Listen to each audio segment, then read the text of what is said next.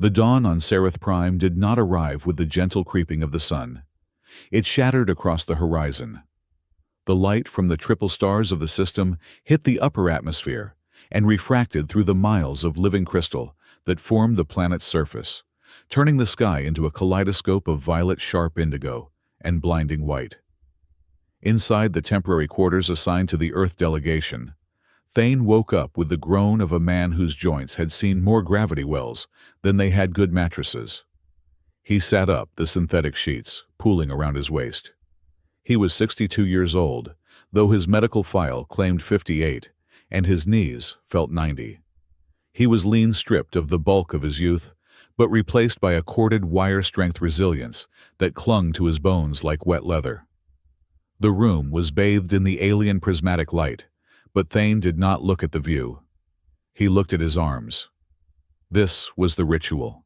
Before he put on the uniform, before he picked up the hypospray, before he became the jovial, harmless old medic the delegation needed him to be, he had to remember who he was.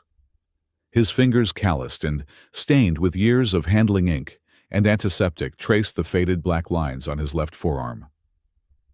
"Good morning, Sarah," he whispered, his voice a gravelly rumble in the quiet room. He pressed his thumb against a small, intricate sparrow near his wrist. He moved up, a jagged line of barbed wire encircling his bicep. "Hell of a winner, that one. Rest easy, boys." He touched the heavy, dark tribal work on his shoulder, covering a burn scar from a plasma vent. "Still hurts when it rains," he muttered to the ink. Thane treated his body like a museum curator, treating a collection of ancient artifacts.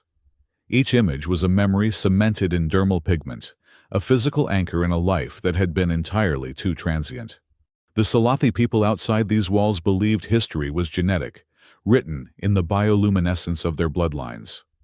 Thane believed history was something you chose to carve into yourself, so you would not dare forget it. He finished the inventory, touching the spot over his heart last. He did not speak to that one. He never did. With a heavy exhale, Thane stood up.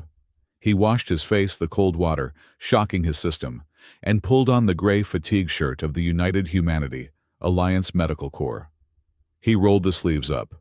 He always did. Protocol demanded sleeves down to cover tattoos in diplomatic settings, but Thane had claimed a skin allergy to the fabric 5 years ago, and nobody had bothered to check. He grabbed his kit bag. It was time to go play peacekeeper. High above the guest quarters in the spire of reflections, Queen Pauline stood before a wall that was not a window, but a single, massive pane of diamond-clear crystal. She watched the city of Amaranthine wake up. She was young for a monarch barely into her 3rd century, by Salathi, reckoning which made her roughly 30 in human physiological terms. She was terrifyingly beautiful, tall and angular, her skin the color of polished obsidian. But it was the light that defined her. Silver patterns, intricate and swirling like liquid mercury, pulsed faintly beneath the surface of her skin. They started at her jawline, swept down her long neck, and vanished beneath her ceremonial robes of woven glass fiber. These were not decorations. They were the Kael'thas, the living chronicle. Every curve of light on her skin represented a victory, a lineage, a genetic memory passed down from the first kings. "The humans are awake," a voice came from behind her. Pauline did not turn. She watched the small transport shuttles of the Alliance buzzing around the lower levels, like confused insects. "They are always awake, General Carrick. They sleep in shifts. They eat in shifts. They live as if time is running away from them." "Because it is," Carrick replied. The general stepped into the light. He was massive, his own skin patterns glowing a harsh, angry crimson. "They are a blink in the eye of the universe. Why we negotiate with such ephemeral creatures is beyond my comprehension." "We negotiate," Pauline said, her voice cooling the air in the room, "because the Council of Matriarchs wishes to avoid a 3rd galactic war.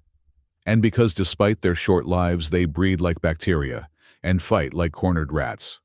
She turned to face him. Her silver markings flared briefly, a sign of command.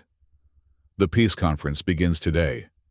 I expect your soldiers to behave, No provocations. Carrick bowed, but the crimson light on his neck pulsed rapidly, a physiological betrayal of his anger. We have prepared the honor arena for the demonstration. Let us see if their warriors understand the concept of honor. Pauline looked back at the city. I do not trust them either, General. Their skin is blank. They have no history written on them. How can you trust a creature that hides its past? The honor arena was a bowl carved directly into the bedrock of the planet, polished until it was smooth enough to skate on. It was capable of seating 50,000 scifi, and today it was full. The air hummed with the sound of thousands of conversations and the low thrum of the energy shields that protected the spectators. The human delegation sat in a reserved box, looking uncomfortable in their dress uniforms. Ambassador Sterling was sweating. The heat on Seraph Prime was dry, but intense. Thane stood at the back of the box leaning against a pillar, his medical kit at his feet. He was flanked by two young human soldiers, Corporal Miller and Private Jenkins. They were barely 20 years old, fresh-faced, their uniforms pressed so sharp you could cut cheese with the creases. Down in the arena, two scifi warriors were sparring. It was a dance of light and violence. They held energy staves that crackled with non-lethal dampening fields. They moved with a fluidity that made human gymnastics look like stumbling drunks. One warrior leapt spinning in midair, his staff crashing against his opponent's shield with a sound like a thunderclap. Whoa, Jenkins whispered. Did you see that speed? I couldn't even track him. Thane took a bite of a nutrient bar he had smuggled in. Flashy, he grunted. Too much energy. Miller looked back at him. With all due respect, sir, that looked like a kill shot. It was a show shot, Thane corrected, pointing with a half-eaten bar. Look at his feet. The big one in the red sash. He commits his weight too early. He is fighting for the crowd, not for the kill. If the other one steps 6 inches to the left and drops his center of gravity, red sash goes flying into the third row. As if on cue, the second warrior sidestepped, dropped low, and swept the first warrior's legs. The big scifi hit the ground with a bone-shaking thud. The crowd erupted. Jenkins stared at Thane, eyes wide. How did you know? Thane shrugged, finishing his snack. Physics is the same in every galaxy, kid. And arrogance is heavy. Makes you fall harder. He wiped his hands on his trousers. He wasn't watching the spectacle with awe. He was watching it with the cold, analytical calculation of a mechanic listening to a failing engine. He had seen too many fights. He had stitched up the results of too many honor duels. Are we done here? Thane asked the air. My feet hurt and I need to organize the inventory before the ambassador gets his inevitable tension headache. The infirmary assigned to the humans was a pristine, white-walled section of the diplomatic complex. It smelled of ozone and alien cleaning fluids that made Thane's nose itch. It had been a quiet afternoon until the doors hissed open and a group of scifi soldiers half-carried, half-dragged a comrade in. Healer. One of them barked in broken formatting of the universal trade language. We require aid. Thane looked up from his datapad. He adjusted his spectacles, antique things he wore mostly because they made people underestimate him. Put him on the bed. What happened? The injured soldier was young, proud and bleeding blue-tinged blood from a laceration on his thigh. A training accident, clearly. The energy blade had slipped past the dampener.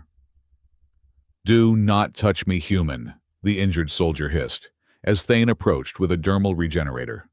Thane paused. Look, son, you are bleeding on my floor. I have to mop that up later. Let me seal it and you can go back to hating me from a safe distance. The soldier, whose name was Vok, shoved Thane's hand away. The regenerator clattered to the floor. I will not be defiled by the touch of a blank skin. A creature who defaces his own body with ink, like a savage. The room went quiet. Corporal Miller and Private Jenkins, who were on guard duty, stepped forward, hands hovering near their stun batons. Thane held up a hand to stop them. He picked up the regenerator. He looked at Vok. The soldier's eyes were full of that specific mix of pain and stupidity that Thane had seen in 1,000 young men across a dozen species. "It is not defacement," Thane said calmly. "It is decoration. Think of it like wallpaper for a house nobody wants to buy." "You mock me," Vox snarled. He stood up, ignoring the blood running down his leg. He towered over Thane, 7 feet of muscle and glowing anger. "You are weak. Your species is weak. You hide behind machines and words." "I am hiding behind my glasses, actually," Thane deadpanned. Vox drew a circle in the air with his finger, the universal challenge of the Scifi. "I demand satisfaction. A duel of honor, here, now." "Or are you a coward as well as a vandal?" Miller stepped in. "Sir, you don't have to." "If I don't," Thane interrupted softly, "the ambassador loses face. If the ambassador loses face, the treaty gets harder. If the treaty gets harder, I have to stay on this crystal disco ball for another 3 months." Thane took off his glasses and folded them carefully, placing them on the medical tray. He rolled his neck. It cracked loudly. "Fine," Thane said, looking up at the giant. "Standard light rules. 3 touches to the ground." Vox laughed. It was a harsh barking sound. "3 touches. I will only need 1 to break you." They cleared the center of the infirmary. Vox took a combat stance, wide and aggressive. Thane just stood there, hands loose at his sides, looking like he was waiting for a bus. Vox lunged. He was fast, incredibly fast. But he broadcasted the move with a shift of his shoulder bioluminescence a fraction of a second before he moved. Thane didn't block. He didn't try to match the strength. He stepped inward. As Vox's fist occupied the space where Thane's head had been, Thane pivoted on his left heel. He used his hip to check Vox's center of mass, and with a gentle guiding tap to the alien's elbow, redirected the kinetic energy. Vox stumbled his momentum, carrying him forward until his hand slapped the floor to catch his balance. 1, Thane counted. The Scifi soldiers watching gasped. Vox roared and spun a backhand sweep meant to decapitate. Thane ducked. It wasn't a scramble. It was a compact, efficient drop. As he went down, he swept his leg in a tight arc, hooking Vox's ankle, just as the alien transferred weight to it. Vox went down hard, hitting the deck with both knees. "That counts as 2, Thane said, standing up and brushing dust off his knees. Vox was purple with rage now. He scrambled up, abandoning form for pure fury. He charged arms wide to grapple and crush. Thane sighed. "Always the hug. Why does everyone go for the hug?" He waited until the last possible second. He stepped into the charge, dropping his shoulder into Vox's solar plexus, knocking the wind out of him, then grabbed Vox's wrist and collar. Using the alien's own forward momentum and a leverage technique that dated back to ancient Earth, Judo Thane threw him. Vox flew through the air in a graceful arc and landed flat on his back with a slap that rattled the medical instruments. Thane stood over him, not gloating, just looking tired. He reached down and offered a hand. 3, Thane said. "Now get on the bed so I can fix that leg. You are bleeding on my boots." Vox stared up at the ceiling, then at the old human. The anger drained out of his bioluminescence, replaced by a dull, confused gray. He took the hand. The Palace of Eternal Light was quiet in the evening cycles. Queen Pauline sat in her private viewing chamber. The hologram flickered in the air before her. "Replay," she commanded. The image of the infirmary fight played for the 10th time. She watched the old human Thane. She watched his economy of motion. He moved like water. No, not water. Water yielded. He moved like old stone that knew exactly where the wind would strike. "Pause," she said. The image froze, just as Thane was ducking the second strike. Pauline stood up and walked into the hologram. She peered closely at Thane's wrist, the one exposed as his sleeve rode up during the move. There was the black ink, the barbaric drawings humans favored. But right there at the edge of a jagged pattern near the ulna bone, there was something else, a flash. It was faint, barely brighter than a reflection, But the spectral analysis of the recording confirmed it was not a reflection of the room lights. It came from the skin. It was a bioluminescent pulse, faint, weak, almost dead, but it was there. "Impossible," she whispered. Humans did not have light cells. Their biology was inert, silent, deaf to the song of light. She rewound it, played it again. The pulse synchronized perfectly with his exertion. Pauline felt a chill that had nothing to do with the room temperature. She turned to her shadow guard. "Commander," she said, "the human medic, Thane. Bring him to the Crystal Gardens tomorrow. Tell the ambassador it is a cultural exchange regarding the health of the Royal Guard. And if he refuses—" "He is a soldier," Pauline said, looking at the frozen image of Thane's sad, tired eyes. "He follows orders. But I suspect this one follows curiosity more." The Crystal Gardens were a marvel of hydroponics and geology. Plants from 1,000 worlds grew out of translucent crystal soil, fed by nutrient-rich light. Thane felt entirely out of place. He adjusted his collar, wishing he had a wrench or a bandage to hold anything to occupy his hands. "You look uncomfortable, Healer Thane." He turned. Queen Pauline emerged from behind a grove of singing ferns. She was wearing informal robes today, though informal, for a queen, still involved enough silk to parachute a regiment. Thane bowed a stiff, creaky motion. "Your Majesty, I am just worried I might break something. Everything here looks expensive." "It is priceless," she corrected. She walked closer, her movements silent. She circled him like a predator, examining a new species of prey. "You defeated one of my elite guard yesterday." "I tripped a clumsy boy, ma'am. There is a difference." Pauline stopped in front of him. She was taller than him by a head. Her eyes, glowing with inner violet light, bore into him. "You touched him with bare hands. My people find that intimate and offensive. We do not touch those who are not kin." "I am a medic," Thane shrugged. "Bodies are just biological machines to me. If the carburetor is broken, you fix it. Doesn't matter who owns the car." She glanced down at his hands, at the tattoos creeping out from his cuffs. "And these, do you vandalize the machine?" Thane bristled slightly. "It is art. It is memory." "It is crude," Pauline said, her voice sharp. "My people carry our history in our blood. It shines from us. It is living, breathing truth. You scratch ink into dead skin cells with needles. It is a lie painted over a corpse." "With all due respect," Thane met her gaze, his voice losing its deferential tone. "Ink stays, blood spills. I have seen a lot of your people's living history leak out onto the ground in my time. My history goes in the box with me." The air in the garden seemed to drop 10 degrees. Pauline's patterns flared a warning orange. No one spoke to the queen like that.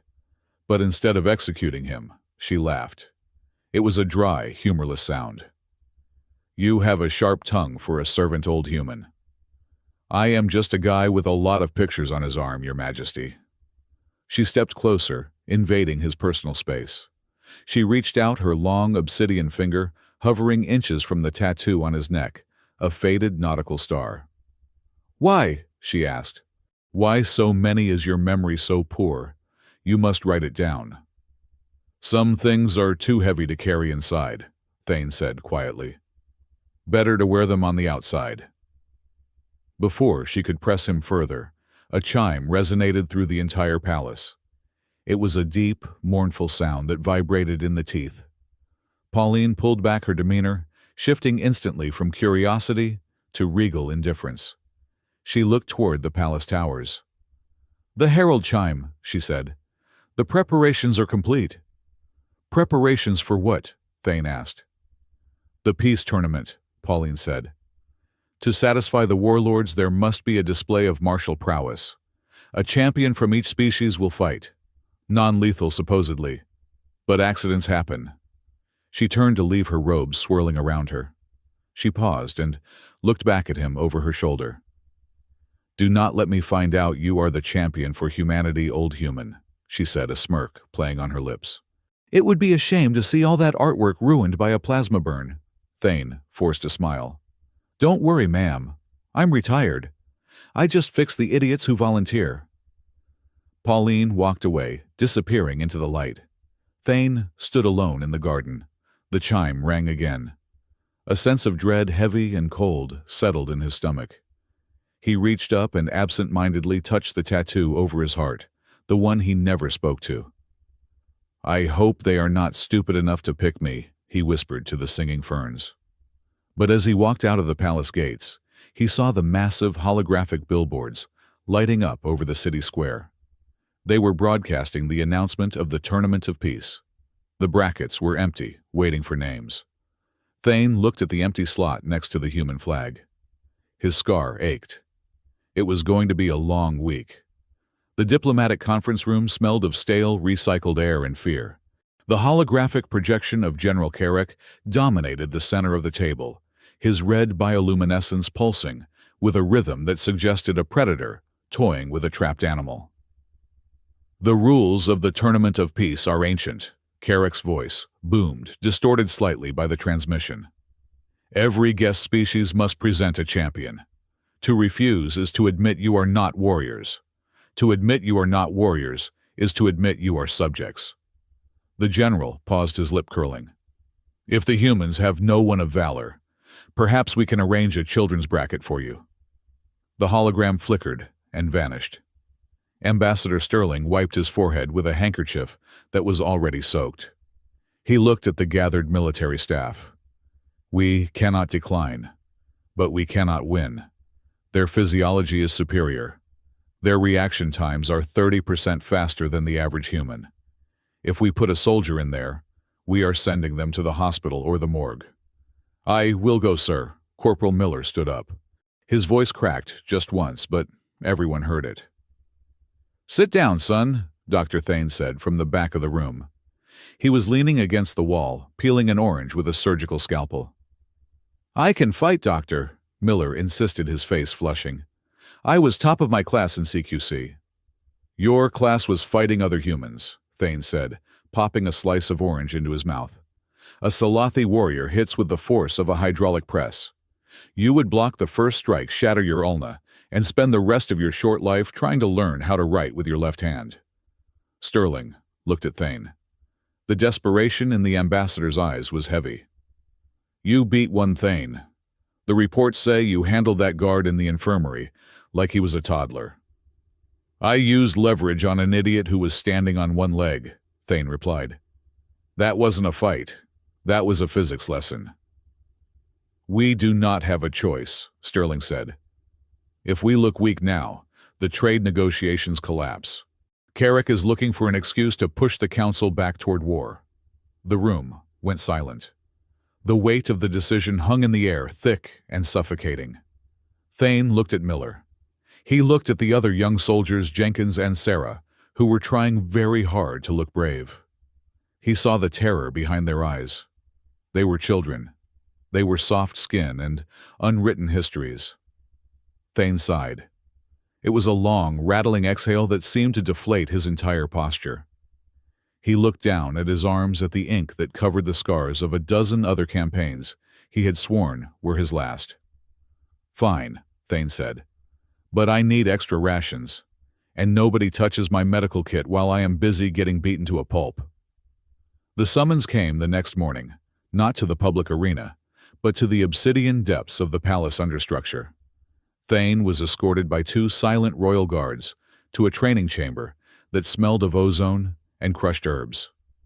Queen Pauline was waiting for him. She wore a training suit that clung to her frame like a second skin, leaving her arms and shoulders bare.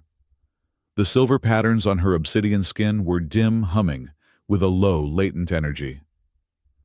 So, she said, her voice echoing off the high walls, the reluctance of your species has been overcome.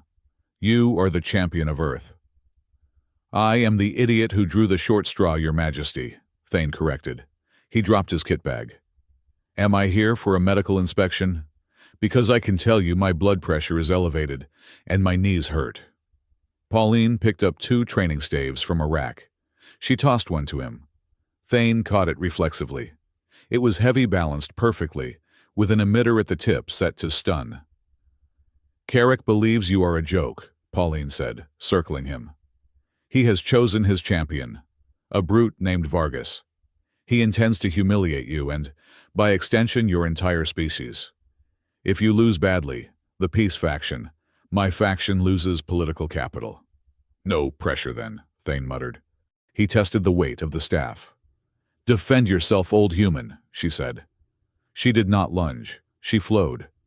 One moment she was 10 feet away, the next she was inside his guard, the staff whistling toward his ribs. Thane didn't try to block it. He knew he couldn't stop her momentum.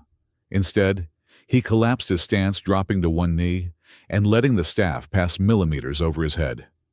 He drove the butt of his own staff toward her stomach. She twisted her spine, bending at an impossible angle, and the silver lights on her skin flared bright white. Pop. Her staff tapped him on the shoulder. A jolt of electricity numbed his arm. Dead, she said, stepping back.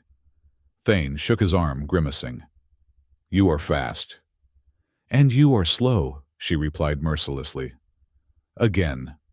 For the next hour, she dismantled him. She was a storm of silver light and kinetic energy. Thane spent more time on the floor than on his feet. He was sweating, bruising, and breathing hard. But he was also watching. He noticed that a split second before she struck, the patterns on her deltoids would brighten. Before she fainted left, the spiral on her neck would dim. Stop! Thane gasped, holding up a hand. He leaned on his staff, his chest heaving. Give a man a minute. Pauline lowered her weapon. She was barely glistening. You cannot defeat Vargas with endurance. He will pound you until your bones are powder. You must see what is not there. I see it, Thane said, wiping sweat from his eyes. He pointed a shaking finger at her shoulder. Your lights. They talk before you do. Pauline froze. Her hand went to her shoulder. Explain. Your biology, Thane said, straightening up. The bioluminescence is linked to your nervous system. High-intensity muscle recruitment requires an electrochemical surge. The lights flare before the muscle fires. It is a telegraph. Pauline looked at him, truly. Looked at him with a mixture of shock and dawning respect. No one outside the warrior caste knows to look for that. Even most Salathi miss it in the heat of combat. I have spent 40 years reading patient monitors. Thane grinned, a crooked expression that showed his teeth. Your skin is just a very pretty EKG machine, Pauline laughed. It was a genuine sound this time, not the dry rasp of the garden. A pretty machine. You have a strange way of complimenting a Queen Thane. I am a strange man, Your Majesty. Come, she said, gesturing to the bench. Sit. If you can read the light, perhaps you can survive the week. The training intensified. For the next 5 days, Thane lived in the palace depths. Pauline brought in other warriors loyalists who supported the treaty to spar with him. She sat on the sidelines, shouting instructions, not as a queen, but as a coach. Watch the neck, she would call out. The spiral Titan's duck, Thane learned. He learned that a ripple across the chest meant a grapple. A flash on the forearms meant a flurry of strikes. He began to move, not in reaction to the blow, but in reaction to the light. During the breaks, they sat on the stone benches, drinking bitter nutrient tea. The distance between them shrank, measured not in meters, but in the decreasing sharpness of their words. That one, Pauline pointed to a faded skull, wearing a helmet on Thane's forearm. It is ugly. Why keeps it? First unit I served with, Thane said, tracing the lines. Orbital drop shock troopers. We dropped into a hot zone on a moon near the Veil. 20 of us went down. 3 came back. Pauline was silent for a moment. And you carry the dead on your skin so they do not weigh down your soul. Something like that, Thane said. And you, that silver band on your wrist. Is it new? It is from the Unification Wars, Pauline said, softly, running a thumb over the glowing band. I was a general before I was a queen. I led the charge that broke the separatist lines. I lost my brother in that charge. Thane looked at her. He saw the fatigue behind the regal mask. He reached out, hesitating, then rested his hand briefly on her armored forearm. He didn't touch the skin, but the gesture was intimate enough. "Then we are both graveyards, Pauline," he said, omitting her title for the first time. "Just different kinds of headstones." She did not pull away. She looked at his hand, then up at his eyes. The air between them was charged heavy with the scent of ozone and unsaid things. "Get up, old human," she said, her voice soft but firm. "If you die in the arena, I will be very annoyed." The day of the tournament was a sensory assault. The sky was a brilliant, blinding violet. The arena was packed with 80,000 roaring scifi. The noise vibrated in Thane's teeth. He stood in the tunnel listening to the crowd chant a name. It wasn't his. Vargas, Vargas, Vargas. Thane adjusted his gloves. He wore simple combat fatigues, sleeveless, exposing the tapestry of ink that covered his arms. He felt naked, without his medical kit. "Ready?" Ambassador Sterling asked. He looked like he was about to vomit. "No," Thane said. "But let's go anyway." He walked out into the light. The roar turned into a mix of boos and laughter. Thane looked small in the vast arena. Across from him, Vargas stood like a mountain carved from obsidian and hate. He was a foot taller than Thane, broad as a cargo hauler, and his red markings were burning with intensity. Pauline sat in the royal box high above. Her face was impassive, a mask of stone, but her hands were gripping the armrests so hard the crystal was fracturing. The arbiter, a masked priest, raised a hand. "Combatants, the rules are honor, disable or submission. No death. Begin." Vargas didn't wait. He charged. He moved with the momentum of a freight train. Thane didn't try to be a hero. He ran. The crowd laughed as the human champion sprinted away, dodging and weaving around the energy pillars that dotted the arena. Vargas smashed through a pillar, shattering the stone like glass. "Stand and fight, vermin!" Vargas roared.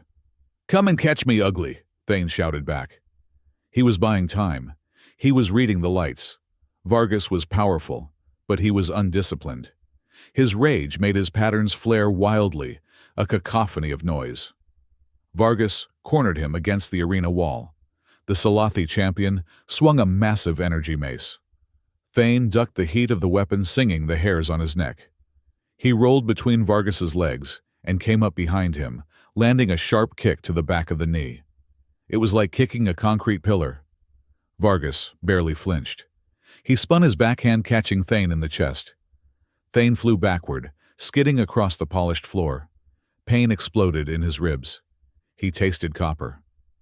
"Get up," Thane whispered to himself. "Get up, you old fool." He scrambled to his feet just as Vargas brought the mace down. Thane sidestepped, but the shockwave knocked him off balance. Vargas was on him. A massive hand grabbed Thane by the throat and lifted him off the ground. Thane kicked uselessly. Vargas smiled, a terrifying display of sharp teeth. "You are nothing," Vargas hissed. "Ink and dust." Thane's vision was spotting. He looked at Vargas's shoulder. The red light was pulsing a rhythmic throb, preparing for a crushing blow to the skull. And then something happened. On Thane's back, beneath his shirt, a massive, intricate tattoo of a storm dragon began to emit a faint, heatless light. It wasn't visible to the crowd, but Thane felt it.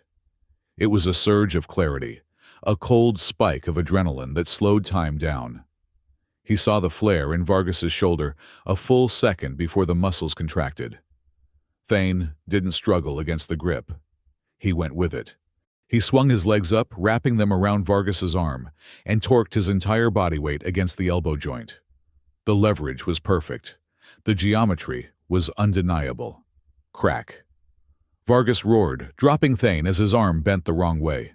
The mace clattered to the floor. Thane hit the ground and didn't stop. He swept Vargas's remaining leg. As the giant fell, Thane scrambled onto his back, locking his arm around Vargas's throat in a sleeper hold. "Tap out," Thane gritted out, squeezing with every ounce of strength he had left. "Go to sleep, big man," Vargas thrashed. He stood up, carrying Thane on his back like a backpack, slamming him backward into the arena wall. Thane cried out as his breath left him, but he didn't let go. He locked his grip tighter. He buried his face in the crook of Vargas's neck, avoiding the flailing arms. Vargas stumbled. The oxygen to his brain was cutting off. His red lights began to flicker, dimming. One knee hit the ground, then the other. Vargas fell forward unconscious. Thane rolled off him, gasping, lying spread-eagled on the arena floor. The silence was absolute. 80,000 Scifi stared in disbelief. Then, a single slow clap started from the royal box. Queen Pauline stood up. Slowly, hesitantly, the crowd joined in. It wasn't the raucous cheer of a home victory, but the deep, rhythmic thrum of respect. They were clapping for the warrior who had survived. General Carrick stood in the box next to Pauline, his face a mask of pure fury. He looked down at Thane with eyes that promised murder.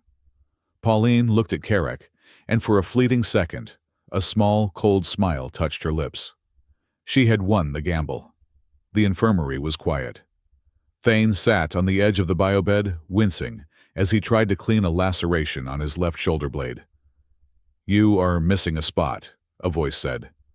Thane jumped, dropping the antiseptic swab. Queen Pauline stood in the doorway. She was alone. No guards, no fanfare. "Your Majesty." Thane tried to stand, but a spasm of pain in his ribs forced him back down. "You shouldn't be here. It is improper." "I am the Queen," Pauline said, walking into the room. "Propriety is what I say it is." She picked up a fresh swab and a regenerator. "Sit still." Thane froze as she moved behind him. He felt the heat of her presence. Then, he felt her cool, strong fingers on his skin. She cleaned the wound with a tenderness that belied her strength. "You fought well," she said softly. "Ugly but effective." "I aim to please," Thane grunted. Her fingers traced the line of the tattoo on his shoulder blade, the dragon that had warmed during the fight. "This one," she said. "It is different. The ink, it feels different." "It is old ink," Thane said. "From a place you wouldn't know." "Tell me," she commanded. Her hand rested flat on his back, over the image of a woman's face inked amidst the dragon's coils. The woman had sharp features, alien features. "Who is she?" Thane closed his eyes. The room felt very small, very intimate. The smell of ozone and antiseptic faded, replaced by the scent of her something like rain on hot stone. "Long ago," Thane began, his voice raspy, "before the Federation, before the wars, a human colony ship was stranded in the outer rim, systems failing, air running out. They sent a distress signal." Pauline's hand stopped moving. She listened. "A Scifi patrol ship found them," Thane continued. "The commander could have ignored them, or enslaved them. It was the custom then. But she didn't. She violated her orders. She jettisoned her own cargo to make room for the refugees. She saved 3,000 humans. She saved a city." "What happened to her?" Pauline asked, her voice barely a whisper. "She was court-martialed," Thane said. "Stripped of her rank. Her name was erased from your histories, but not from ours, and not from mine." He didn't say her name. He didn't say that he was the descendant of one of those refugees. He didn't say that the ink on his back was mixed with a drop of blood preserved from that time. Pauline was silent for a long time. Slowly, she leaned in, her forehead resting against the back of his shoulder, just for a second. It was a gesture of profound vulnerability. "We have forgotten much," she whispered. "Perhaps too much." The moment hung there, fragile as glass. Then the red alert sirens began to scream. Pauline pulled back instantly, the mask of the Queen slamming back into place. Thane grabbed his shirt, wincing, as he pulled it on. The door burst open. A frantic messenger rushed in. "Your Majesty, urgent priority 1 from the border sector." Pauline strode to the communications console on the wall, tapping it open. Carrick's face appeared, looking grim and satisfied. My queen, Carrick said. Outpost Delta 9 has been destroyed. No survivors. Who? Pauline demanded. The attackers left signatures, Carrick said, his eyes sliding to look at Thane in the background. Ion residue, ballistic fragments, human technology. Thane felt the blood drain from his face. That is impossible. We are under strict lockdown. The evidence is clear, Carrick sneered. These creatures used your tournament as a distraction while their covert fleets struck our mining operations. It is an act of war. Pauline turned to Thane. Her eyes were searching, pleading for him to give her a reason to disbelieve. I didn't know, Thane said, stepping forward. Pauline, I swear to you. We didn't do this. Pauline looked back at the screen. General Carrick, you will secure the sector. But you will not counterattack. Not yet. You hesitate while our people burn, Carrick challenged. I investigate, Pauline shouted, her voice cracking with authority. I am forming a joint task force. We go to Delta 9. We see the wreckage with our own eyes. She cut the feed. She turned to Thane. Pack your kit, old human, she said, her voice cold hard, but underneath terrified. You are coming with me. If this is a lie, we find the truth. If it is true, she looked at the tattoos on his arms. Then not even your history will save you. Thane nodded. He grabbed his medical bag. As he followed her out, he caught a glimpse of his reflection in the dark glass of the infirmary door. He looked old. He looked tired. And for the first time in a long time, he looked like a soldier going to a war he wasn't sure he could win. The dropship rattled like a tin can full of bolts, kicked down a staircase. Atmospheric turbulence on the moon of Penthe was always violent, but today it felt personal. Thane sat strapped into the crash seat, his eyes closed, listening to the rhythmic hydraulic whine of the landing gear deploying. Around him, the mixed unit sat in varying states of readiness. On his left, Corporal Miller was vibrating with enough nervous energy to power a small city. On his right sat Vok, the massive Salathi warrior Thane had humiliated and then healed in the arena. Vok was staring at the floor, his bioluminescence a dull, brooding gray. He had volunteered for this mission, a gesture of honor that Thane suspected was half apology and half suicide wish. Heart rate is 120, Corporal, Thane said, without opening his eyes. Breathe. If you pass out before the ramp drops, I am leaving you in the ship. Miller swallowed hard. I am good, Doctor. Just turbulence. It is not the turbulence, Vok rumbled, his voice like grinding stones. It is the smell of dead rock. This moon is a graveyard. Thane opened his eyes as the ship slammed onto the landing pad. The magnetic locks engaged with a heavy thud. Let us hope the ghosts are the only things waiting for us. Helmets on. Seals tight. The atmosphere out there is thin and smells like rotten eggs. The ramp hissed open, revealing a landscape of gray dust and jagged silicate spires under a black, star-strewn sky. The mining outpost Delta 9 lay 500 meters ahead. It was a ruin. Smoke columns rose straight up in the low-gravity black fingers, scratching at the void. Check your comms, Thane ordered, slipping into the role of field commander, not because he had the rank, but because he was the only one old enough to remember what a real ambush looked like. Signal clear, Miller reported. A chime sounded in Thane's earpiece. It was a private frequency encrypted with royal codes. Thane, Queen Pauline's voice came through. It was clear, stripped of the distortion of the long-range arrays. Status. Touchdown complete, Thane replied, keeping his voice low as he stepped onto the ash-covered ground. It is ugly, Pauline. Structures 1 through 4 are leveled. Scorch marks indicate heavy orbital bombardment or high-yield charges. Be careful, her voice was tight. Carrick is watching the feeds. If you find evidence of human involvement, I will find the truth, Thane cut her off gently. Even if it is ugly, Thane out. He signaled the squad to move out. They advanced in a wedge formation, humans in the center, Salathi warriors, taking the flanks with their heavy energy shields deployed. As they crunched through the debris of the main airlock, Thane stopped. He crouched down, examining a blast crater on the side of a generator turbine. He ran his gloved hand over the fused metal. "What is it?" Vok asked, towering over him. "Thermal scarring," Thane muttered. "Spiral pattern. High heat, short duration." "Plasma cannon," Vok said. "Standard Scifi heavy weapon." "No," Thane shook his head. He pulled a small sensor from his belt and scanned the residue. "Scifi plasma burns orange.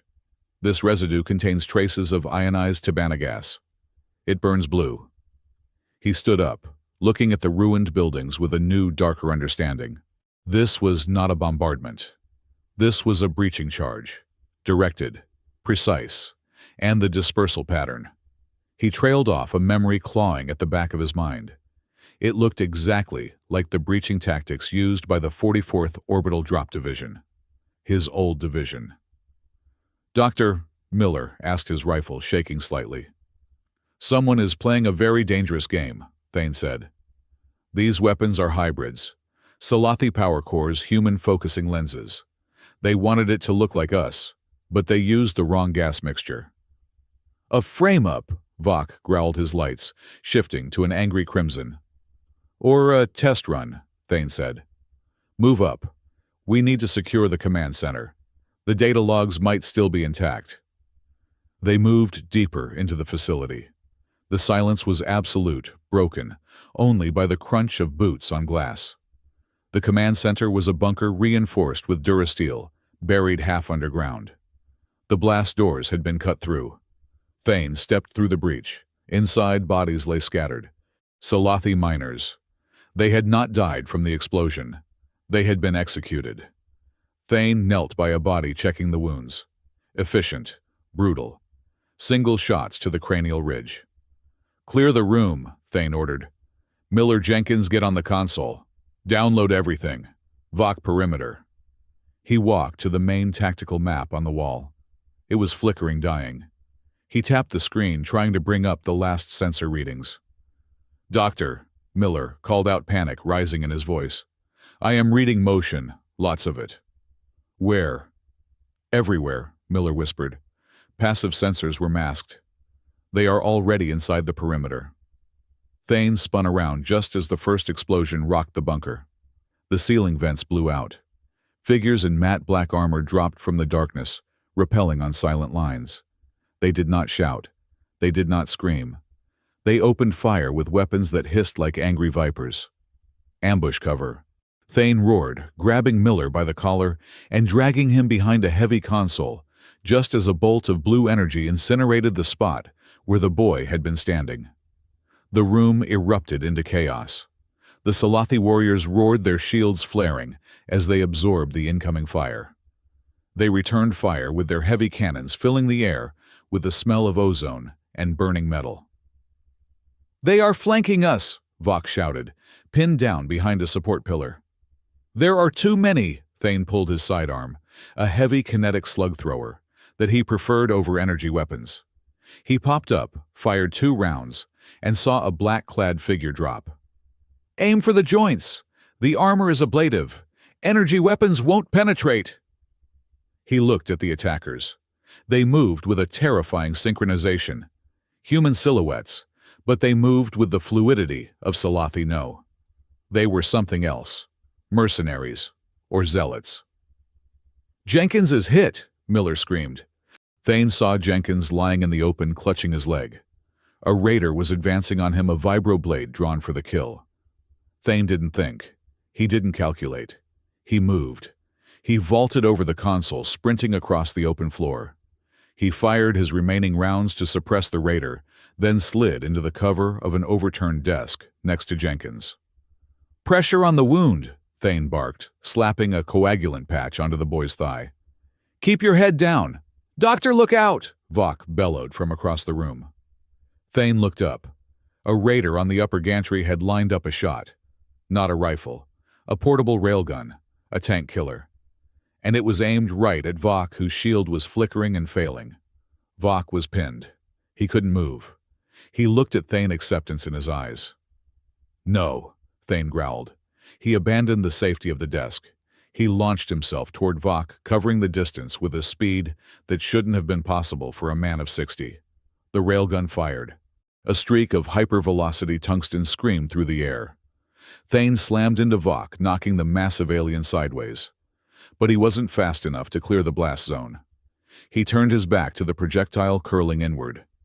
The air pressure wave hit him like a physical hammer. But the metal slug did not tear him apart.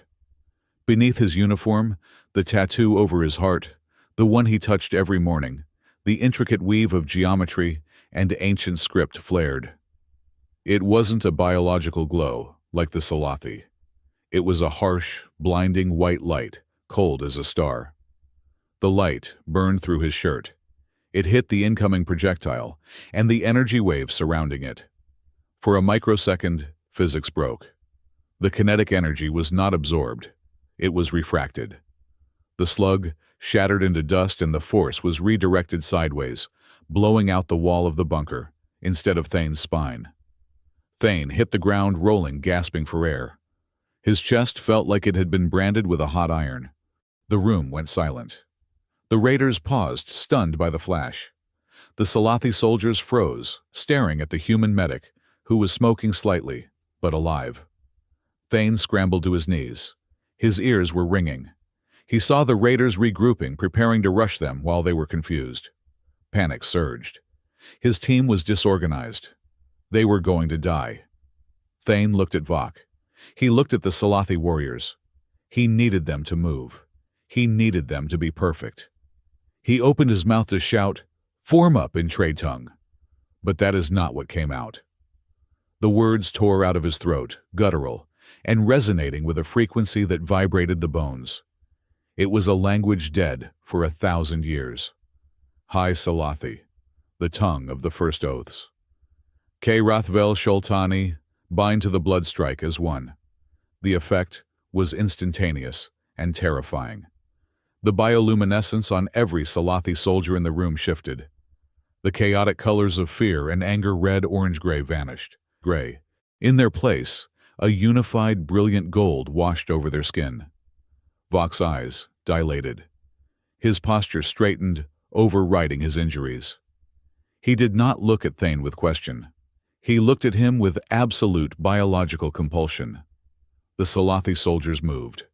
They did not signal each other. They did not speak. They moved as a single organism, a hive mind of violence. They surged forward. Their fire was perfectly synchronized. 3 warriors provided suppression while Vok and another flanked the raiders. It was a slaughter. The raiders, confused by the sudden shift in tactics, broke formation. Within 30 seconds, the room was clear. The last raider fell, pierced by Vok's energy lance. Silence returned to the bunker, heavier than before. Thane knelt on the floor, clutching his chest. His heart was hammering a frantic rhythm against his ribs. The white light of the tattoo faded, leaving only the smell of singed fabric. He looked up. Vok stood over him. The golden light on the warrior's skin was slowly fading back to a calm blue, but the expression on his face was one of shattered worldview. Slowly, terrifyingly, Vok dropped to one knee. He lowered his head, exposing the vulnerable nape of his neck, the ultimate sign of submission in Scifi culture. Behind him, the other 2 surviving Scifi warriors did the same. Miller and Jenkins stared, their mouths open. "What?" Miller stammered. "What did you do, Doctor?" Thane scrambled backward, scrambling away from the kneeling giant. "Get up," he rasped. "Vok, stand up. That is an order." Vok lifted his head. His eyes were wide, filled with a mix of awe and terror. "The command," Vok whispered. "I felt it in my blood, healer. It sang to me. We could not disobey. We did not want to disobey." "I said stand up," Thane shouted, his voice cracking. He felt sick. He felt violated. Vok stood slowly, the reverence not leaving his face. "Who are you, Thane, truly?" "I am just a medic," Thane said, forcing himself to stand, though his legs felt like jelly. He buttoned his ruined shirt, hiding the ink. I am just a tired old man who wants to get off this rock. Miller, grab the data drives. We are leaving. Now. He turned away, refusing to meet Vok's eyes. But he could feel them. He could feel the weight of their gaze on his back, heavy as a crown he never asked for. The flight back to Sereth Prime was silent. The Salathi soldiers sat differently now. They did not sit as allies. They sat as an honor guard, their eyes constantly flicking to Thane. Thane spent the trip in the rear compartment, washing the blood and grime off his hands in a small basin. He scrubbed until his skin was raw, but he couldn't wash away the feeling of the command leaving his throat. The hologram terminal chimed. Thane activated it. Queen Pauline appeared. She looked impeccable sitting on her throne, but her eyes were tight with anxiety. "Thane," she breathed. "The report says you are inbound. Casualties." "Jenkins took a hit to the leg. He will live," Thane said, drying his hands. "We lost 2 Salathi, 4 dead miners." "And the raiders neutralized," Thane said. "They were using hybrid tech, Pauline. Someone wants this war very badly." Pauline leaned forward, her image flickering slightly. "There is something else in the report. The field logs the telemetry from the soldiers' suits." Thane froze. "Pauline." "The bio readings of my soldiers spiked," she said, her voice dropping to a whisper. "Synchronized dopamine and adrenaline release. Neural alignment at 99%. That is statistically impossible, Thane. Unless a matriarch is present on the field. Unless a queen is commanding them." She paused. "What happened down there?" Thane looked at her. He wanted to lie. He wanted to make a joke about lucky coincidences. But looking at her face, seeing the fear behind the regal mask, he couldn't do it. "I don't know," he admitted, his voice hollow. "I shouted, and they listened. Too well." "What did you shout?" "Words," Thane said. "Words from the training. Words from before." Pauline was silent. She looked away, her hand touching her own throat. "There is a prophecy," she murmured. "The keeper of the 1,000 marks. The one who speaks with the voice of the first." "I am not a prophecy, Pauline." Thane snapped, fear making him angry. "I am a human. I bleed red. I get backaches. Do not put this on me. I am not your messiah." "I know you are human," she snapped back, her composure cracking. "That is why I am terrified. Do you have any idea what the council will do if they find out a human can command our blood? They will vivisect you, Thane. They will tear you apart to find the mechanism."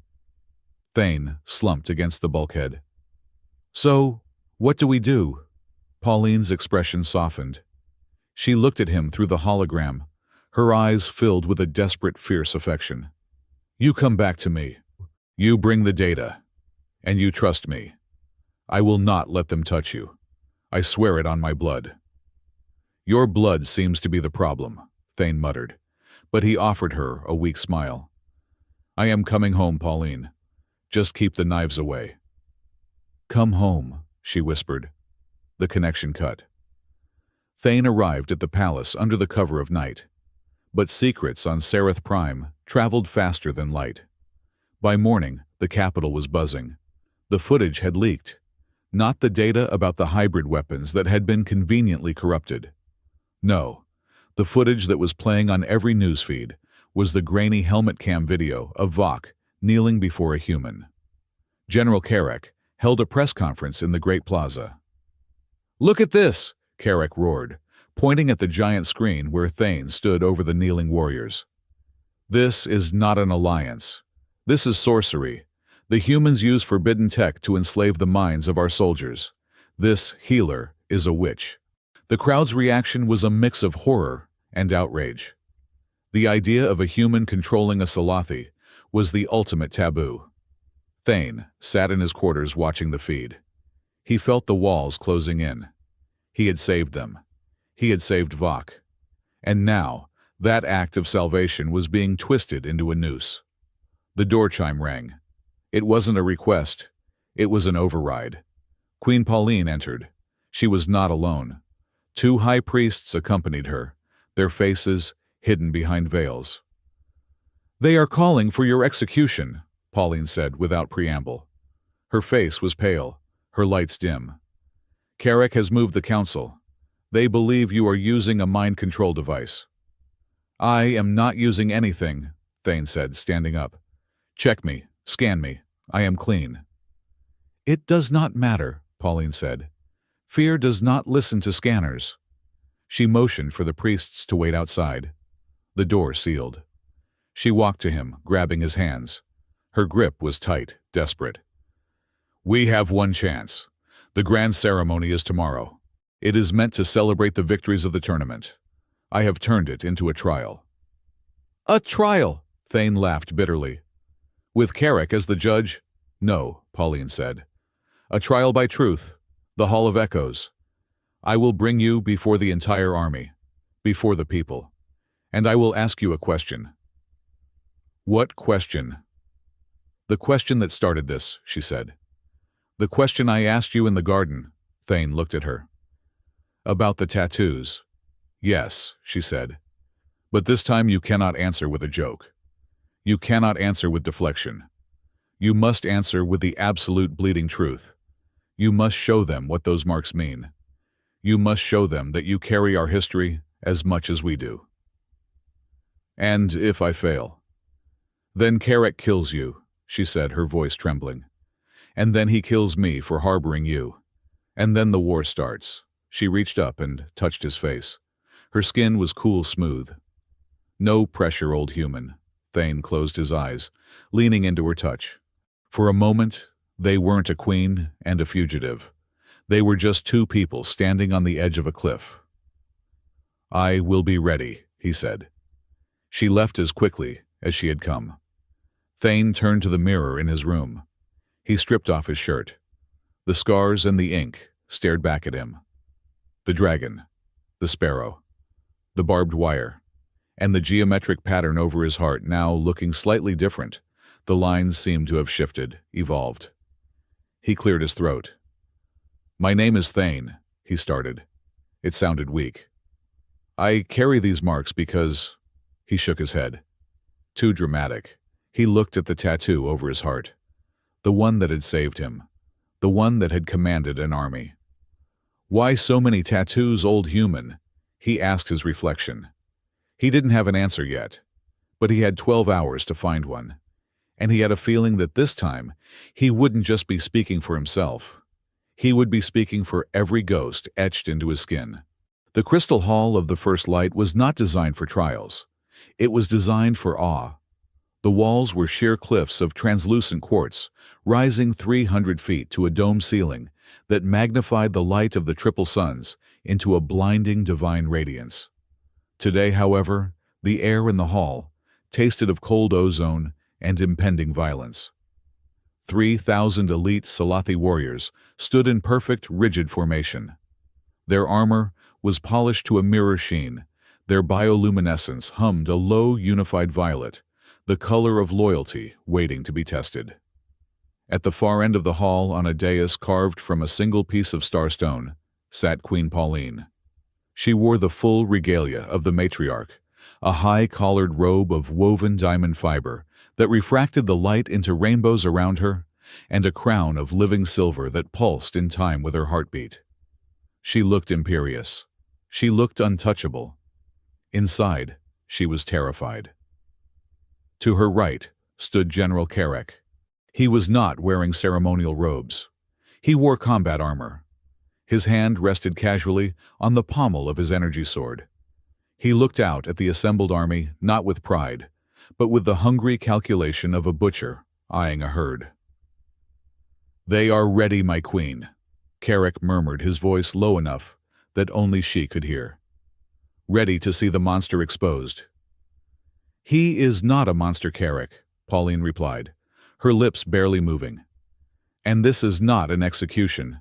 It is a dialogue." "Dialogue is for weaklings who cannot afford ammunition," Carrick sneered. The massive crystal doors at the entrance groaned open. The sound reverberated through the hall like a dying beast. "Presenting," the herald's voice boomed, amplified by the acoustics of the room, "the champion of Earth, Dr. Thane." Thane walked in alone. He had refused the escort. He had refused the dress uniform the ambassador had tried to force on him. He wore simple black trousers and a charcoal gray tunic with the sleeves rolled up to the elbows. The contrast was stark. In a room of light crystal and glowing alien biology, he was a smudge of ink and old flesh. He walked with a slight limp, a souvenir from the outpost raid, but his head was high. As he passed the ranks of soldiers, heads turned. Some eyes were filled with the disgust Carrick had cultivated, but others, especially the survivors of Delta 9, looked at him with a strange, intense curiosity. Vok, standing in the front row of the honor guard, did not look at him at all. Vok was staring straight ahead, trembling slightly. Thane reached the foot of the dais. He did not bow. He stood there, looking up at Pauline, his hands loose at his sides. The silence in the hall was absolute. It stretched until it became a physical pressure on the eardrums. Pauline leaned forward. She knew the script. She knew what she had to ask.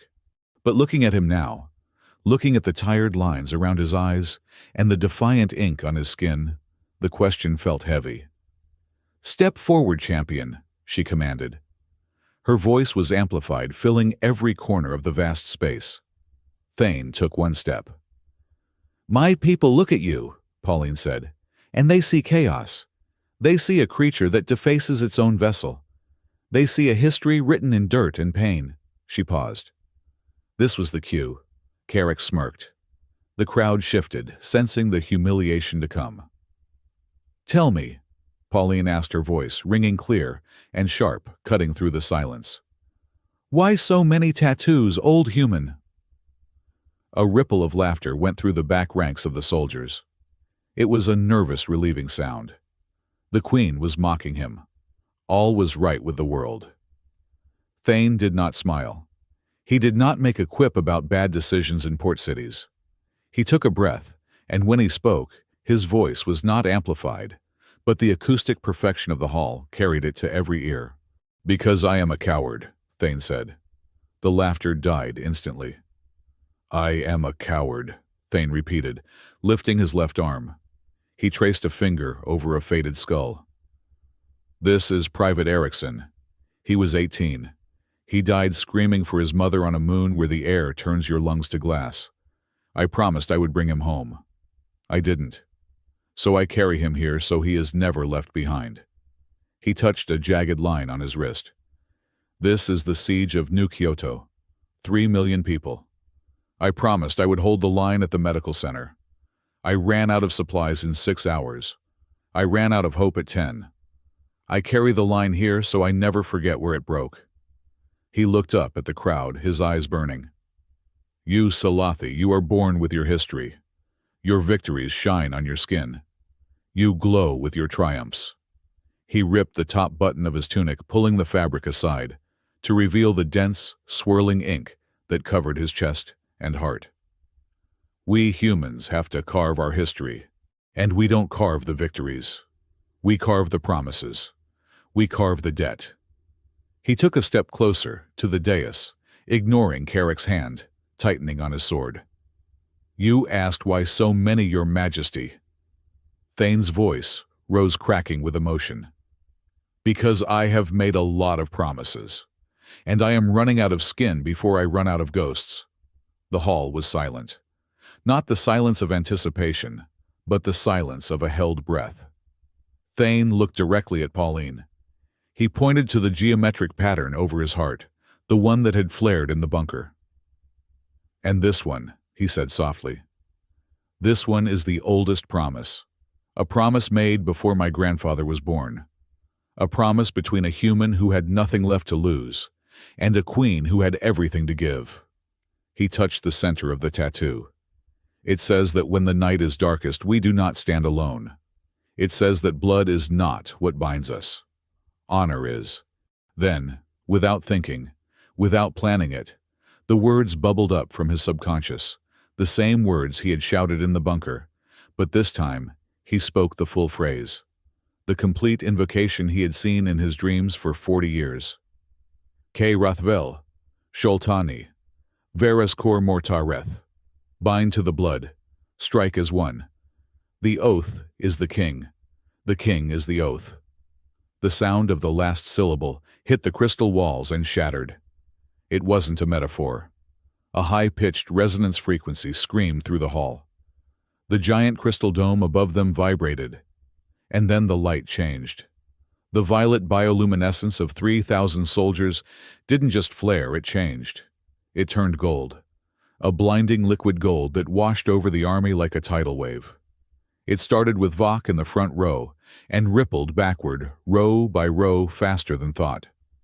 The soldiers gasped, 3,000 voices, making a sound like a sudden intake of air. Their hands went to their chests. Their eyes went wide, pupils dilating, until they were entirely black. They felt it. The pull. The command. It wasn't a voice in their heads. It was a gravity in their blood. Thane stood there, the tattoo on his chest glowing with that same, impossible white light, cutting through the gold like a beacon. Vok dropped. He didn't just kneel. He hit the floor with the force of a falling tree. His head bowed so low, his forehead touched the cold quartz. Then the soldier next to him. Then, the entire front row. Like dominoes made of armor and flesh, the army of the first light fell. Row after row collapsed into the kneeling posture of absolute biological submission. Within 10 seconds, the only people standing in the Great Hall were Queen Pauline, General Carrick, and Dr. Thane. The silence now was terrifying. It was the silence of a god walking into a room. Thane looked around, his face pale, his hand trembling over his heart. "No," he whispered. "No, don't do this." Carrick stared at the kneeling army. His face was a mask of uncomprehending horror. He looked at his own hands, his own skin. His patterns were flickering, fighting between his natural red and the invading gold. "Sorcery!" Carrick screamed. His voice cracked high and hysterical. "He has bewitched them. Look, he enslaves the honor guard." He drew his energy sword. The blade ignited with a harsh, crackling hiss. "Die, warlock!" Carrick launched himself off the dais. He didn't move like a duelist this time. He moved like an executioner. He leaped, bringing the sword down in a two-handed arc, meant to cleave Thane from shoulder to hip. Thane was frozen. The exertion of the command had drained him. He couldn't move. But someone else could. A blur of silver light intercepted the red. Clash. Sparks showered the dais. Thane blinked. Standing between him and Carrick was Queen Pauline. She had drawn her own blade, a rapier of pure, coherent light. She had caught Carrick's heavy sword on her guard, holding the massive general back, with a strength that belied her slender frame. "Stand down, General," Pauline hissed. Her silver markings were blazing so bright, they were almost painful to look at. "You defend him!" Carrick roared, pushing against her blade. "He steals your army. He steals your birthright." "He speaks the old tongue," Pauline shouted back, shoving Carrick away. "He carries the mark. This is not theft, Carrick. This is prophecy. And if you strike him, you strike history itself." Then history dies today. Carrick spun, disengaging from Pauline and lunging for Thane again. Thane scrambled back, tripping over his own feet. He rolled as Carrick's sword slashed the air where his head had been. "Get up, old human!" Pauline yelled. "Fight!" Thane scrambled to his feet. He had no weapon. He had no armor. He looked around. The only thing nearby was the heavy ceremonial staff of the herald, resting against a pillar. Thane grabbed it. It was weighted gold, ceremonial, useless for parrying an energy blade. But it was long. Carrick charged. He was frantic, sloppy with rage. Thane didn't try to block. He reverted to the training. Read the light. Carrick's shoulder flared. A downward chop. Thane stepped inside the arc. He drove the butt of the golden staff into Carrick's solar plexus. It was like hitting a brick wall. Carrick grunted, but didn't stop. He backhanded Thane with his armored gauntlet. Thane flew backward, crashing into the steps of the dais. Pain exploded in his head. His vision swam. Carrick loomed over him, raising the sword for the kill. "For the purity of the blood!" Carrick screamed. Pauline was there again. She vaulted over Thane, her rapier flashing. She thrust at Carrick's wrist, forcing him to deflect. "You are a traitor to your own skin," Carrick spat at her, engaging her in a furious flurry of blows. "I am loyal to the oath," Pauline parried, riposting her blade, scoring a line across Carrick's breastplate. They were evenly matched in skill, but Carrick had the weight. He was driving her back closer to where Thane lay. Thane shook his head, trying to clear the cobwebs. He saw Vox still kneeling, trembling, fighting the biological imperative to rise and help. The command locked them in place. They could not interfere in a duel of royals. Thane realized the truth. To the magic of the oath, Thane was a royal. "Pauline," Thane shouted. "Go low the knee." Pauline didn't question. She feinted high, then dropped into a slide.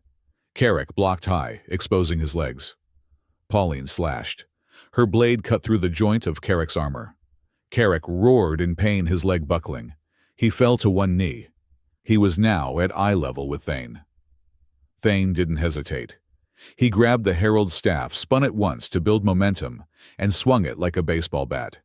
The heavy, gold head of the staff connected with the side of Carrick's helmet. Crack. The sound was sickeningly loud. Carrick's helmet shattered. The general crumpled sideways, unconscious, before he hit the ground. Silence returned to the hall. Thane stood there, panting, the bent staff in his hand.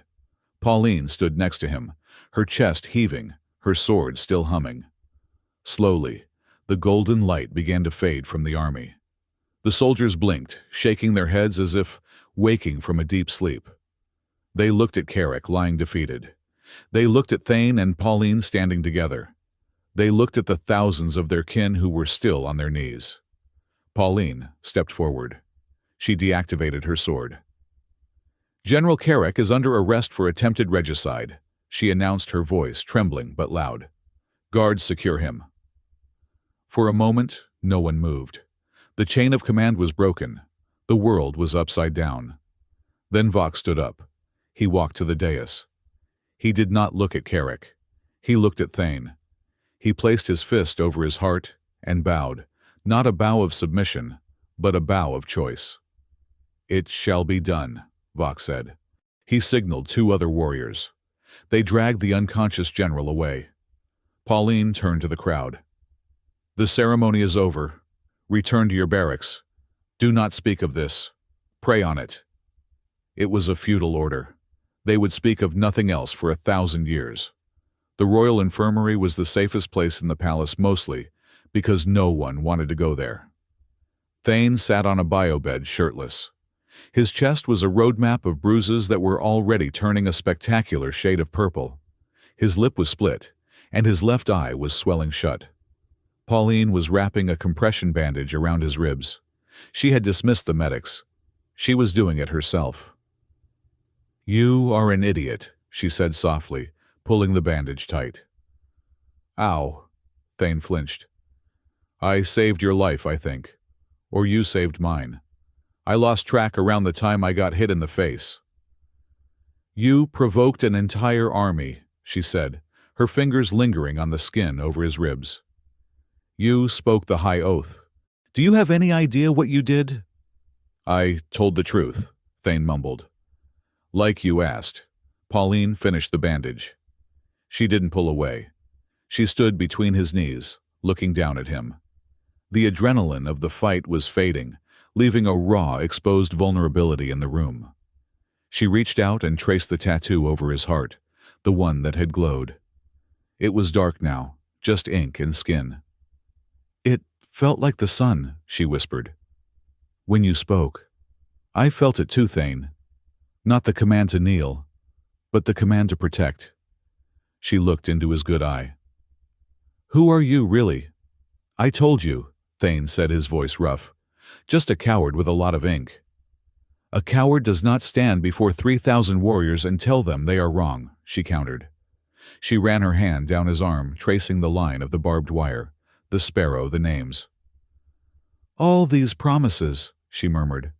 "All these dead people. Is there room for the living Thane?" Thane looked at her.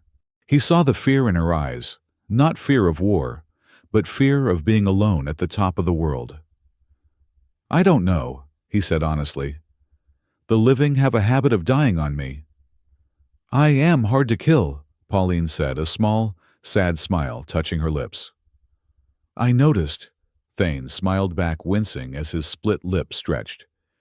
"You have a wicked right hook with that sword." She leaned in closer. Her forehead touched his. It was cool against his feverish skin. "Am I in there?" she whispered. "In the ink in the promises." Thane didn't answer immediately. He closed his eyes, breathing in the scent of rain and stone. "I don't tattoo names until the story is over," he whispered back. "And I don't think we are done yet, Pauline." It was a deflection, but it was also a promise. She pulled back slightly, searching his face. "No, we are not done." The door chime interrupted them.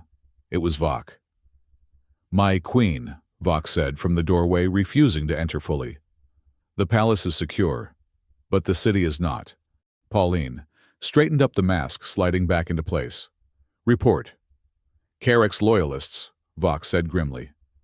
"They intercepted the transport. They freed him. He has fled to the southern barracks. He is broadcasting on all channels. He says you are bewitched.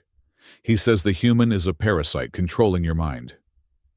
"Civil war," Pauline said, her voice flat. "Half the army saw the kneel," Vok said. "They are confused. They are scared. But the other half, the ones who were not in the hall, were listening to Carrick. He is mobilizing the heavy armor." "We cannot stay here," Thane said, sliding off the bed. He grabbed his shirt. "If he brings tanks to the palace, those crystal walls will shatter like glass." "Where do we go?" Pauline asked. "The spaceport is likely blockaded." Thane looked at the floor, thinking. Memories that weren't his memories, that belonged to the blood in the ink, were surfacing. "Down," Thane said. "The bunkers?" Vok asked. "Lower," Thane said. "Below the bunkers. Below the foundations." Pauline looked at him sharply. "There is nothing below the foundations but the old tunnels. They are sealed. Myth says they lead to the planet's core." "Not the core," Thane said, his eyes distant. "The hall. The real hall. The hall of first oaths." He looked at Pauline. "That is where the first treaty was signed. That is where the power comes from. If we want to stop this, we have to go back to the source." "That is a legend," Pauline said. "I am a walking legend, apparently." Thane grabbed his boots. "And right now, legends are the only ammunition we have." Pauline looked at Vok. "Gather the loyalists. Hold the main gates as long as you can. Buy us time." "I will hold," Vok said, thumping his chest. "Where will you be?" "We are going to find the truth," Pauline said. She turned to Thane. He offered her his hand. It was shaking slightly, but his grip was firm. "Lead the way, old human," she said. Thane led her out of the infirmary, not toward the hangars, but toward the service lifts that went deep into the rock. As they descended into the dark, the lights of the city above began to flicker and die. The war had begun, and the only way to end it was to go into the dark and read the writing on the wall of the world. The elevator shaft ended, not in a room, but in a geode the size of a cathedral. The Hall of First Oaths was older than the palace above it. It was older than the Crystal City. The walls were raw, uncut amethyst and quartz, humming with a low tectonic vibration that rattled the teeth. But it wasn't the stone that drew the eye. It was the writing. Covering every inch of the polished obsidian floor were symbols. Some were high Salathi sharp and angular. But interwoven with them, carved with a crude, desperate intimacy, were curves and loops that did not belong to this world. "Latin," Pauline whispered, her voice swallowed by the vastness. She ran her hand over a carving near the entrance. "And kanji Sanskrit." Human Thane corrected, his voice echoing.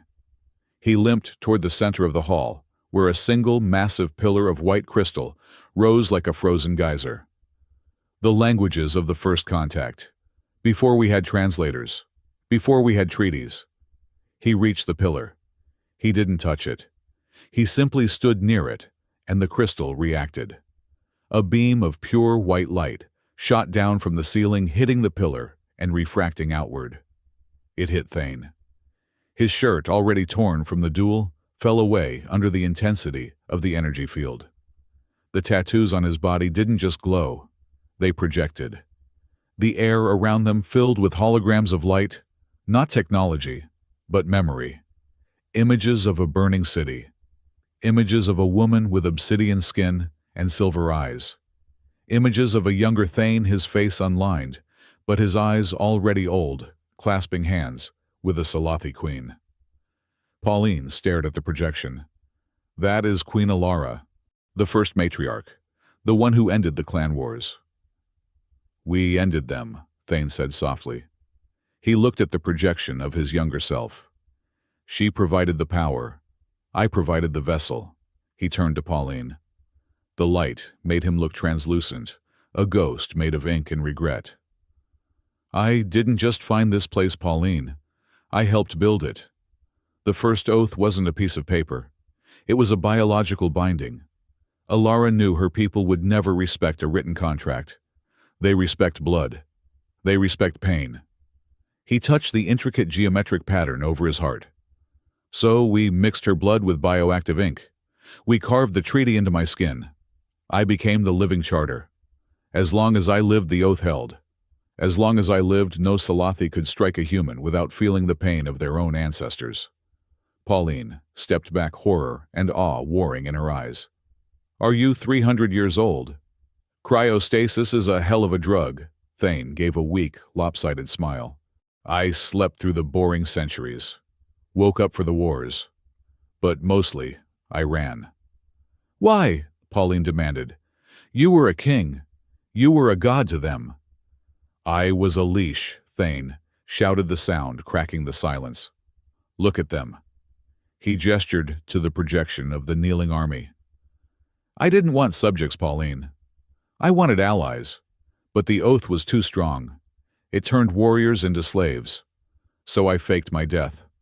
I let the ink fade. I let them forget me so they could be free. And in doing so, a new voice echoed from the shadows. You let the truth rot. High Priestess Mira stepped out from behind a crystal formation. She held a staff of twisted iron wood. She looked at Thane, not with reverence but with the clinical fascination of a scientist. I followed you, Mira said. She walked into the light, ignoring the hum of the energy field. She looked at the projections on Thane's skin. I have analyzed the spectral signature of your ink, Doctor. She turned to Pauline. It is not just ink, my queen. It contains the progenitor cells of the royal line. He does not just carry the oath. He carries the blood. Pauline froze. She looked at Thane. Are you kin? Technically, Thane muttered. I am your great-great-great-grandfather's brother-in-law's something. It is complicated. It means, Mira said, her voice rising, that he is not a foreign invader controlling our minds. He is a lost patriarch reclaiming his house. The ground shook, not from the revelation, but from an explosion. The blast doors at the far end of the hall blew inward. Dust and debris rained down. General Carrick stepped through the smoke. He was limping, his armor shattered, his face a mask of dried blood and madness. Behind him were a dozen elite Praetorian guardsmen who had blinded themselves to the light, loyal only to the blade. Patriarch, Carrick spat the word like a curse. Mongrel, abomination. He raised a heavy plasma cannon torn from a vehicle mount. You end today, human. And your false history ends with you. The circle, Mira shouted. Get into the circle of truth. Thane grabbed Pauline's hand and pulled her into the ring of light surrounding the central pillar. As they crossed the threshold, the hall woke up. This was not a training arena. This was the ancient dueling ground of the first kings. The air pressure dropped. A hum deep and resonant filled the minds of everyone in the room, and through the resonance of the Crystal City, above everyone in the capital. The challenge is met. The voice was not sound. It was vibration. The truth shall bleed. Carrick roared and charged into the circle. His Praetorians followed. But inside the light, the rules of physics bent. Every blow struck here would be felt by the bloodline. Every pain inflicted would echo. Thane felt the impact before Carrick even swung. A phantom pain in his ribs. He gasped, dropping to one knee. "Thane!" Pauline stood over him, her sword igniting. "I am okay," Thane gritted his teeth. "It is the link. He hates me so much it actually hurts." Carrick swung the plasma cannon like a club. Pauline deflected it, the impact sending a shockwave through the floor. "You betray your species," Carrick screamed at her. "You stand with a creature that made us slaves." "He made us peaceful," Pauline shouted back, parrying a strike from a Praetorian. "He gave us a choice.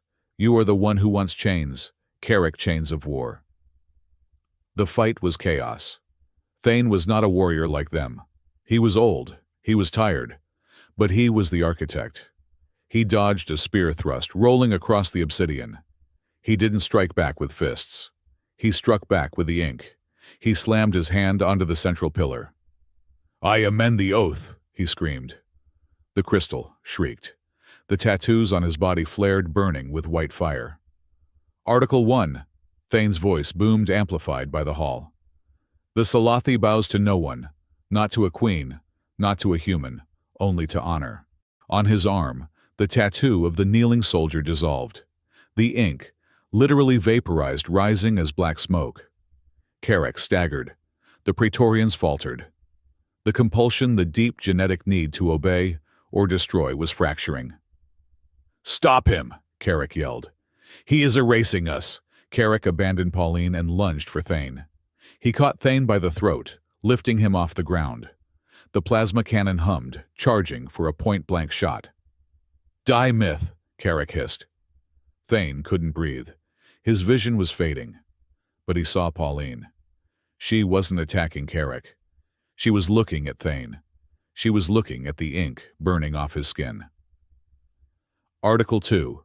Pauline screamed, her voice harmonizing with the crystal. "The human is not a master. The human is a shield brother. The blood is shared." She didn't strike Carrick. She grabbed the burning ink rising from Thane's skin. She thrust her own hand into the black smoke. The hall screamed. The ink didn't dissipate. It flowed. It jumped from Thane's dying narrative and latched onto Pauline's living light. It swirled around her silver arm, weaving into her bioluminescence, turning the silver to a deep, resonant platinum. Carrick screamed as the backlash hit him. The energy of the oath wasn't just being destroyed. It was being rewritten. And Carrick, who clung to the old version, was being rejected by reality itself. His armor cracked. His bioluminescence flickered and died, leaving his skin dull and gray, the color of dead stone. "You have no power here," Thane whispered, his voice rasping through the stranglehold. "The history book just closed." Carrick dropped Thane. He stared at his hands, at his gray skin. He had been stripped of the light. The ultimate punishment for a scifi.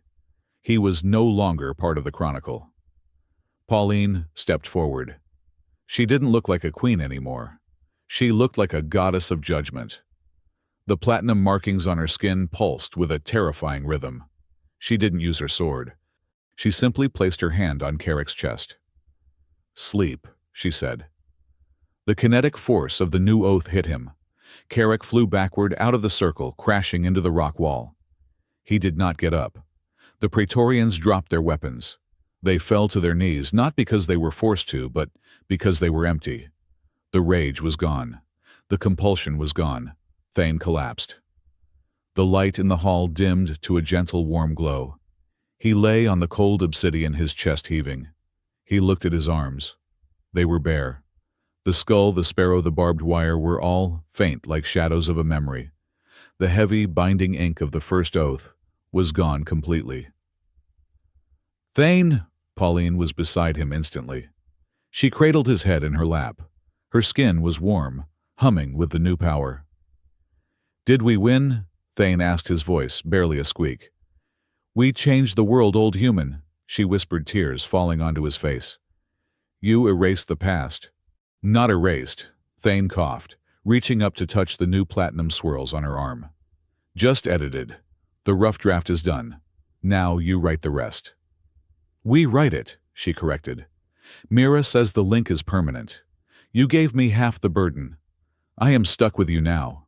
Thane closed his eyes, a genuine smile spreading across his battered face. Well, I suppose there are worse roommates. The aftermath of the Battle of the Hall was not a parade. It was a silence. But it was a good silence. The Civil War ended before it began. When the light of the oath changed, every Scifi on the planet felt it. The rage evaporated, replaced by a clarity that was almost intoxicating. They looked at their weapons and wondered why they were holding them. Carrick was exiled to the jagged wastes of the southern pole, a fate worse than death for a man who craved an audience.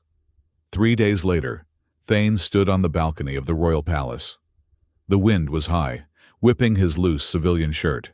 His arms felt light, strange. He missed the weight of the ink. It was like missing a phantom limb. You look naked, Pauline said, joining him. She wore a gown of deep indigo, but her arms were bare. The platinum markings, the living oath, shone softly in the twilight. I feel naked, Thane admitted. 70 years of carrying ghosts. Now it is just skin. Not just skin, Pauline said. She took his hand. She turned it over, tracing the faint white scars where the ink had been. It is a blank page. She looked out at the city. Human and Scifi transport ships were weaving through the crystal spires. It wasn't perfect. There were still arguments. There was still distrust. But no one was kneeling, and no one was shooting. The council wants to build a statue, Pauline said, rolling her eyes. Of you, holding a lightning bolt. Please no, Thane groaned. Tell them I died. Tell them I went back to space. I told them you were busy, she said. Busy doing what? Being the royal consort, she said casually, as if discussing the weather.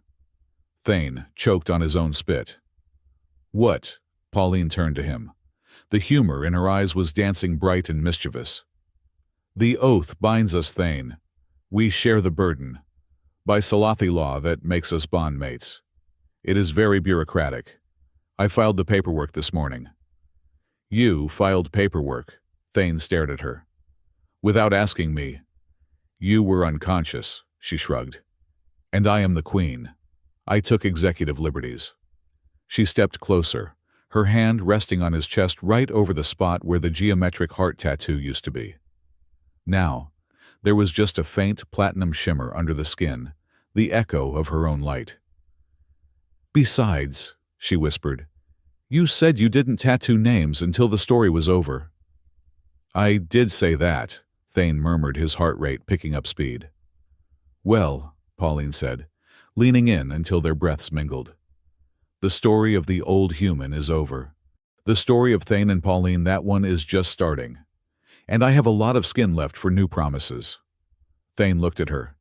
He looked at the alien city he had helped save twice. He looked at the woman who had saved him from his own history. He smiled. It wasn't the tired, cynical smile of the medic. It was the smile of a man who had finally put down a heavy pack after a long march. My skin is a bit worn out, Thane said softly. But if Her Majesty is willing to share the canvas... Always, she breathed. She kissed him. It wasn't a tentative first kiss. It was deep, confident, and electric. It tasted of ozone and rain. It felt like an anchor dropping into a safe harbor. 6 months later, the ship Ethelgard sat in, orbit its hull gleaming with fresh paint, a blend of earth alloy gray and Scifi crystal plating. It was the first joint command vessel in the fleet. In the captain's quarters, Thane stood before a mirror. He was shaving. He looked younger. The lines of stress were gone, replaced by laugh lines. The door hissed open. Pauline walked in, wearing a flight suit that struggled to contain the radiance of her markings. We are cleared for departure, she said. The Outer Rim colonies are requesting mediation. Apparently they heard the Man of Ink solves problems without firing a shot. Rumors, Thane grunted, wiping his face. I am just a consultant. You are a legend, she corrected, leaning against the doorframe. Get used to it. Thane picked up a small tattoo gun from the counter. He turned it over in his hands. He hadn't used it since the hall. Are you going to bring that? Pauline asked. Thane hesitated. Then he put it back in the drawer. No, he said. I don't need to write it down anymore. He walked over to her. He rolled up his sleeve. On his forearm, amidst the faded scars, there was one new mark. It wasn't ink. It was a small, delicate spiral of platinum light, mirroring the one on Pauline's neck. It pulsed gently in time with her heartbeat. Why so many tattoos, old human? Pauline asked, the old joke warm and familiar between them. Thane kissed her forehead. Just enough, he said. Just enough to find my way home. They walked out of the room together, hand in hand, heading toward the bridge and the endless unwritten stars.